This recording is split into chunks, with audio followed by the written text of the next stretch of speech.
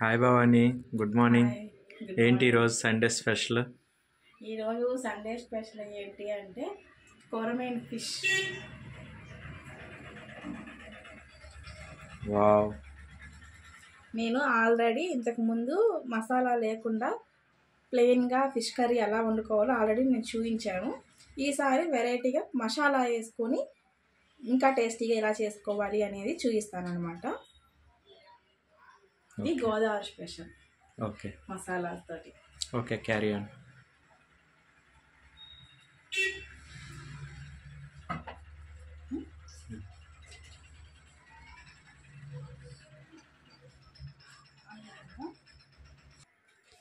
ఇప్పుడు ఇందులో కొంచెం ఆయిల్ వేసేసుకొని ఆయిల్ హీట్ ఎక్కాక ఆనియన్స్ అనమాట, ఆనియన్స్ చిన్నులపాయలు ఉంటాయి కదా, పొట్టు తీసేసుకొని ఇందులో వేసి లైట్గా ఫ్రై అయితే చాలు, అంటే కొంచెం సాఫ్ట్గా ఉంటే చాలు.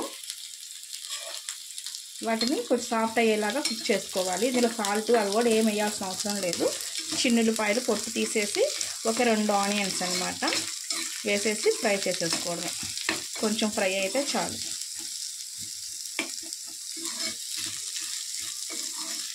ఇది నేను అంతకుముందు చూపించి వీడియో లాగా ప్లెయిన్గా వండుకున్న టేస్ట్ బాగుంటుంది. అది మన నెల్లూరు స్టైల్ అనమాట. ఇప్పుడు నేను చూపించేది మన కృష్ణా గోదావరి సైడ్ వాళ్ళు మసాలా వేసుకొనే చేసుకుంటారు. అది ఎలాగా అనేది చూపిస్తున్నాను. ఇట్లా కూడా టేస్ట్ బాగానే ఉంటుంది.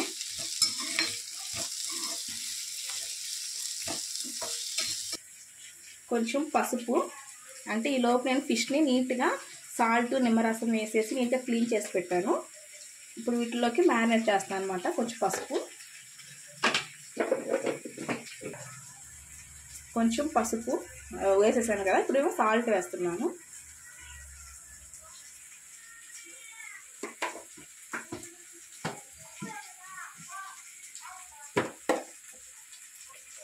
ఇప్పుడు కారం,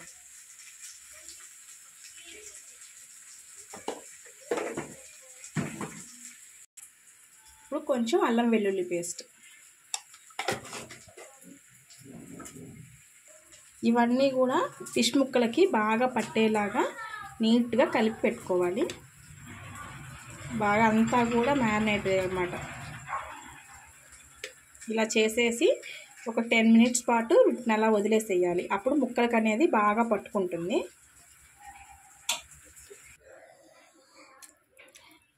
ఇలాగా అన్ని ముక్కలకు కూడా ఉప్పు, కారం, పసుపు, అల్లం వెల్లుల్లి పేస్ట్ అంతా కూడా మిక్స్ అయ్యేలాగా అన్నీ కలిపేసుకొని ఒక్క 10 నిమిషాల పాటు అలా వదిలేస్తే ముక్కలకి అనేది బాగా పట్టుకుంటుంది. లేదు మీకు ఇంకా ఎక్కువ టైమే ఉంది అనుకుంటే ఒక ½ అవర్ అయినా సరే బాగుంటుంది. మీరు కావాలంటే ఇలాగా ఫ్రై కూడా చేసుకోవచ్చు, పులుసు అయినా పెట్టుకోవచ్చు.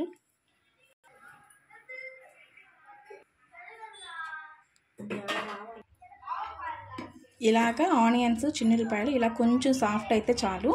ఇప్పుడు వీటిని మనం మిక్సీ పెట్టుకోవాలన్నమాట. బాగా మెత్తగా మిక్స్ చేసుకోవాలి.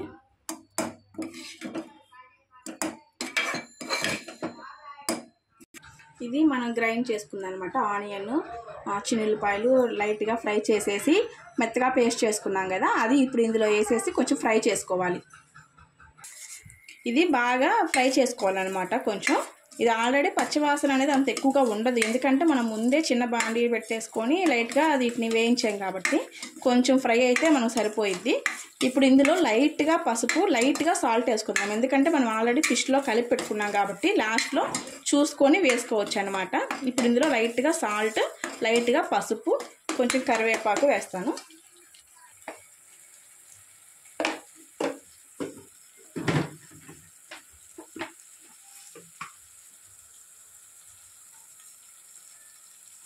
నాకు ఫిష్ కర్రీ అంటేనే కొంచెం ఉప్పు, కారం, పులుపు అనేది కరెక్ట్గా ఉండాలన్నమాట. దాని ద్వారానే మనకు ఫిష్ కర్రీ అనేది మంచి టేస్ట్ వస్తుంది. కొంచెం కరివేపాకు ఇప్పుడు వేసుకొని పులుసు ఉడికేటప్పుడు మళ్ళీ ఇంకొంచెం వేసుకుందాము. అప్పుడు ఆ ఫ్లేవర్ అనేది కూడా ఇంకా చాలా బాగుంటుంది.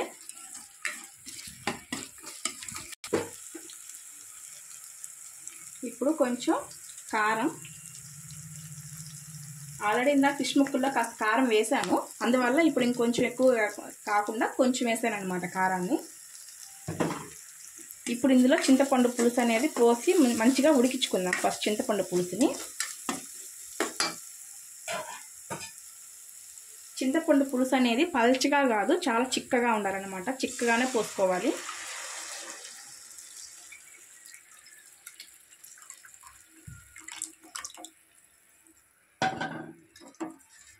ఇలా చిక్కగా ఉండాలి. పల్చగా ఉందంటే మాత్రం అది ఉడికి ముక్కలు ఉడికేలేక ముక్కలు విడిపోతాయి అన్నమాట. అప్పుడు చాలా బాగోదు. పులుసు అనేది ఎప్పుడు కూడా ఇలా చిక్కగానే ఉండాలి. ఇది బాగా తెల్లిన తర్వాత మనం ఫిష్ ముక్కలు వేసుకుందాము. ఫస్ట్ అయితే ఇది బాయిల్ చేయనిద్దాం. ఇప్పుడు తీసి చూద్దాం. ఇది ఇలా బాయిల్ అవ్వాలన్నమాట. ఇదిగోండి ఇలా బాయిల్ అయ్యి ఇదిగోండి కొంచెం చిక్కగా వచ్చింది చూసారా, ఇట్లా బాయిల్ అవ్వాలి. ఇప్పుడు ఇందులో మనం ఈ ఫిష్ ముక్కల్ని నీట్గా పెట్టుకోవాలన్నమాట. ఎలా అంటే అలా కాకుండా నీట్గా ముక్క అప్పుడు అనేది చెదరదనమాట. ఎలాగంటే అలా వేసేసామంటే మనం కలిపేటప్పుడు ఇవి విరిగిపోతాయి.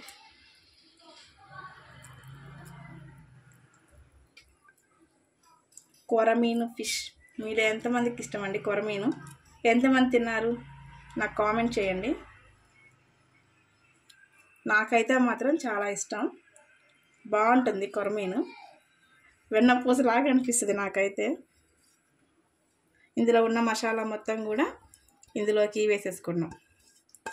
ఇప్పుడు ఒకసారి మొత్తం కలుపుకోవాలి.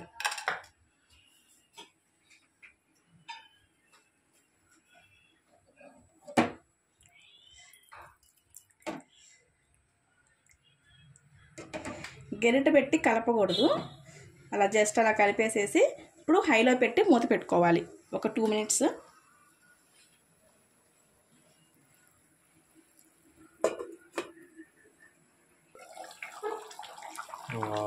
ఇలా బబుల్స్ వస్తున్నాయి కదండి, ఇలా బబుల్స్ వచ్చినప్పుడు కొంచెం మీడియం ఫ్లేమ్లో పెట్టుకోవాలి. అంటే మరీ హైలో కాదు, అలాగని సిమ్లో కాదు, కొంచెం లో ఫ్లేమ్లో పెట్టుకోవాలి. పెట్టుకొని ఒకసారి అనేది టర్న్ చేసి అట్లా తిప్పుకోవాలన్నమాట. ఇప్పుడు ఇందులో ఒక 2 పచ్చిమిర్చి ఇట్లా మధ్యగా ఇట్లా చీల్చుకొని వేసుకుందాము. మధ్యలో వేస్తే ఏంటంటే ఆ ఫ్లేవర్ అనేది ఎప్పుడైనా సరే పులుసులకైనా వేటికైనా పచ్చిమిర్చి మధ్యలో వేస్తే ఫ్లేవర్ బాగుంటుంది. అలా వేసేసి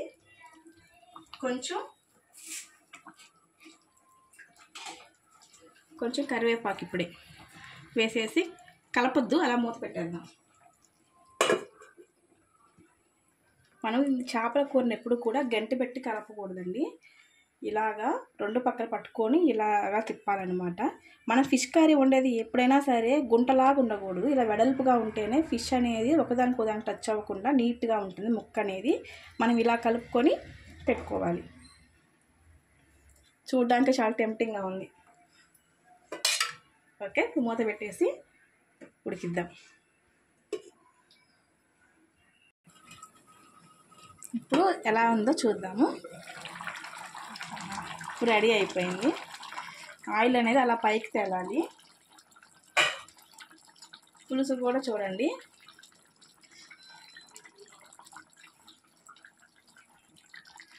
ఇలా ఆయిల్ అంతా పైకి తేలి ఇలా చిక్కగా బబుల్స్ కూడా వస్తున్నాయి చూసారా. ఇప్పుడు పులుసు చూడండి ఎంత చిక్కగా ఉందో.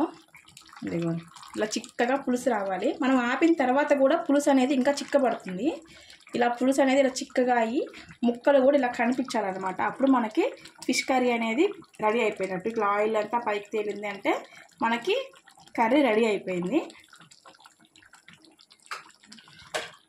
ఇంకా ఫైనల్గా కొత్తిమీర, కొంచెం కరివేపాకు, కొత్తిమీరని వేసేసి ఇంకా అంతే,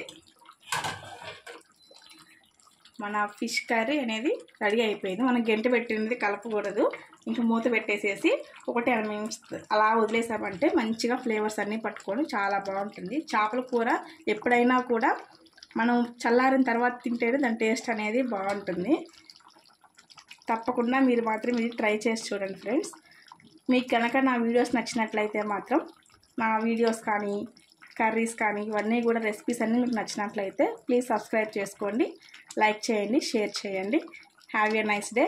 బాయ్ ఫ్రెండ్స్.